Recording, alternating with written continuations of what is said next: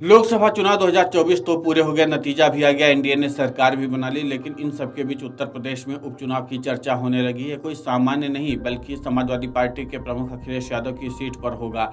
कन्नौज से सांसद बनने के बाद अखिलेश यादव ने करहल सीट से इस्तीफा दे दिया। इसके बाद इस सीट पर उपचुनाव को लेकर के माहौल गर्म है। अब सवाल ये उठता है कि समाजवादी पार्टी करहल से किसको उम्मीदवार बनाती है। लोकसभा में जीत के रथ पर सवार अखिलेश यादव की समाजवादी पार्टी के पास उम्मीदवारों की कोई कमी नहीं है। इन सब में सबसे बड़ा नाम तेज प्रताप यादव का आज सामने आ रहा है। कन्नौज से सांसद बनने के बाद अखिलेश यादव ने करहल सीट से इस्तीफा दे दिया। इसके बाद इस सीट पर उपचुनाव को लेकर के माहौल गर्म है।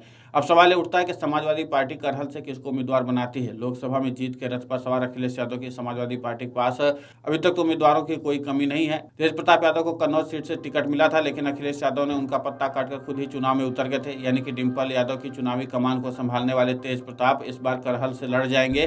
तेज प्रताप यादव को कन्नौज सीट से टिकट मिला था, लेकिन अखिलेश यादव ने खुद चुनाव लड़ने का फैसला किया। वहीं भारतीय जनता पार्टी ने भी प्रत्याशी की खोज में जोर शोर से ताकत झोंक दी है। करहल में पहली बार 2002 में सोबरन यादव बीजेपी के टिकट पर यहां से चुनाव जीते थे, लेकिन इसके बाद सोबरन यादव ने भाजपा को छोड़कर सपा का दामन थाम लिया था। लेकिन 2022 में अखिलेश यादव खुद इस सीट से चुनाव लड़कर जीते। वहीं भारतीय जनता पार्टी में भी प्रत्याशी की खोज को लेकर के काफी ज्यादा मेहनत की जा रही है। ऐसे में अगर भारतीय जनता पार्टी इस सीट पर जीत दर्ज करना चाहती है तो उन्हें किसी यादव को ही टिकट देकर के चुनाव में उतरना होगा, क्योंकि इस सीट पर सबसे ज्यादा जनसंख्या यादवों की है। 1,25,000 लगभग यहाँ पर यादव हैं। शाक के लगभग 35,000 है, बघेल 30,000 है, यहाँ पर क्षत्रियों की संख्या 30,000 है, दलित जो है वो 22,000 है, तो वहीं मुस्लिमों की बात की जाए तो 8,000 है।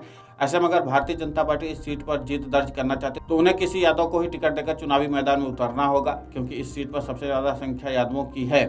अब देखना यह होगा कि करहल विधानसभा सीट पर समाजवादी पार्टी किसको चुनावी मैदान में उतारती है और इसके बाद भारतीय जनता पार्टी का क्या दांव रहता है। करहल में ब्राह्मणों की संख्या लगभग 16,000 है। लोधी समाज की बात की जाए तो लगभग 15,000 है। वैद्य समाज की बात की जाए तो लगभग 15,000 है।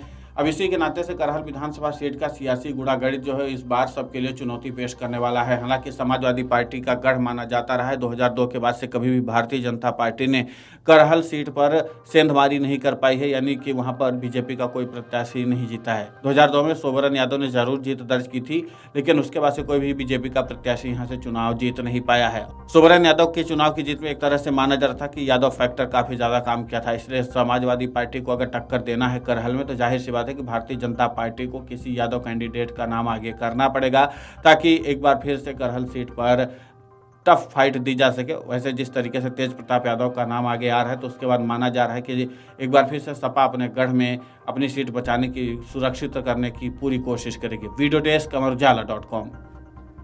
अगर आप ये वीडियो YouTube पर देख रहे हैं तो हमारे चैनल को सब्सक्राइब करें और बेल आइकन को दबाना ना भूलें। अगर आप Facebook पर ये वीडियो देख रहे हैं तो हमारे पेज को लाइक करें।